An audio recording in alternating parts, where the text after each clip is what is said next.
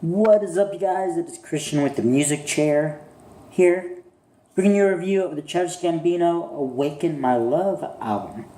I'm wearing a hat because I'm having a bad hair day, so excuse the hat. But, yeah. Oh, and also, look at this. Got these lights. Trying to set a vibe here. I'm one of those YouTubers now. Anyways, so this is my first official review. Lately, I've just been doing vinyl openings and vinyl discussion here on my channel. But, yeah, this is my first major review. So, here we go. To kick off this, it seems like since 2015 and a lot of this year, we've seen a lot of throwbacks to R&B, soul, funk, and jazz. And this album turns all that and just mushes it together to this perfect ball. And, you know, so many people tried this year. We had The Weeknd try it, and with a little bit of disco and soul, and he kind of got there really close. It was a good album. Bruno Mars tried to do the whole Motown disco funk record, you know, kind of like James Brown and all that. And that ended up being okay. It was more like a mom pop record. But this new album right here really, really does it well. It kicks off with Me and Your Mama, which was the first single off this album. And it has this really nice vocal delivery that is just loud and aggressive. Sort of reminds me of what John Morrison did with The Doors. Just very loud screaming. It isn't as deep and as, but it is definitely as embracive. And it has this nice, soft opening, which kicks into this nice, heavy, distorted guitar, which kind of gives it a Pink Floyd vibe. And all throughout this album, there's a very big David Gilmour-inspired guitar on a lot of these tracks. And then after that, you have Some Love, which is a major, major Earth, Wind & Fire style record, with this avant-garde singing style. Childish is doing this very weird, vibrato kind of thing to his voice, and it sounds very avant-garde. But throughout this album, it never sounds too weird to where it sounds pleasant, just weird enough to where you're captivated by it. And then throughout the song, you have this nice soulful vocal delivery in the background with these background vocals. And towards the end of the song, kind of gets a Bayou, New Orleans kind of style in the jazz. And then after that, you have the song Boogeyman, which has intensive Frank Zappa vibes. Amazing Frank Zappa vibes. Very that like the Muffin Man sound and the slime kind of music he does. And once again, his vibrato in Childish's voice just sounds so... It grabs you, it captivates you to where it's kind of hard to understand, but it's easy enough to where you just pay attention a little bit. It grabs you, and you totally relate to it. And then after you get Zombie, which is has this nice blues guitar all throughout the whole song, with probably his most clear, subtle vocal delivery that is very good, very, very just standard Childish, like we heard in Sober and Heartbeat, that standard Childish vibe. And the song talks about fame in Hollywood and how people are like zombies. They want your fame, they want what you have. And once again, you have these haunting background vocals throughout. And then you have the song Riot, where to me, it's one of the weakest songs. It's a big mush of cluster. It's a clusterfuck. It's just so many things going on where I wanted to enjoy this record, but every time I focus on one thing, there's something else that just grabs my attention, and I really can't. It's someone with ADHD's worst nightmare. There's just so many things going on in this song. I sometimes skip it. It's a 2-minute track, so if I can't reach my phone, I'd still play. But I skip it for most of the part. Then we had Redbone, which was the second single off this album, with a very nice, chill, jazzy instrumental throughout the whole thing. Kind of reminds you of Norah Jones, kind of instrumental, vocal delivery wise,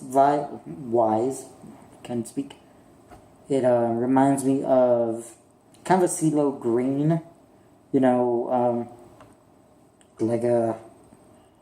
a very high vocals but raspy, kind of like a Macy Gray, a very Macy Gray-esque vocal delivery, over the top, nice, smooth jazz song. I mean, the song's about love. It's a very love-making record. It's really good. The next song we have is probably, in my opinion, the worst song on the album, which is California. And when I heard the instrumental in the beginning, I was hopeful. I was like, okay, this sounds very tropical. Where can he go? What can he do with this? And it sounds like Migos, Future, Lil Yachty, Fetty Wap. A lot of people say this is, he does this on purpose. It's a parody. It's a joke. I don't care if it's a joke. It doesn't belong in this record. It does not belong in this song. It sounds out of place. Ruins the vibe of this record. It doesn't belong. Nope. Then we get the song Terrified, which has a nice bass to kick into the song. It starts out very good with a nice heavy thumping bass before it's and gets into the lyrics. And the lyrics, once again, it's about fame. There's a lot of, the whole album has to do with fame and growing up with fame and perceiving how people take in your fame. And then the song is also about trust. Could you trust someone because of your fame? And it does this all over a very mellow blues guitar song, and it builds up and it just ends with this kid singing with a passion over towards the end. And and the song also has one of the catchiest hooks throughout the album. And yeah. And then we have the song Baby Boy, which is once again the high vocals return, but it's still raspy, kind of like that Macy Gray style, with a chill Motown instrumental style.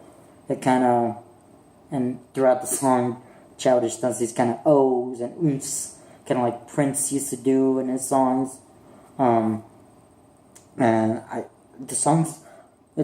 thought the song went on a little too long, but right when I got bored of it, it kicks into this very nice solo, a very, very nice solo. Like I said, a lot of this album had very David Gilmour inspired solos throughout, and it also had a nice climactic ending. And the lyrics of this song are very personal. It's about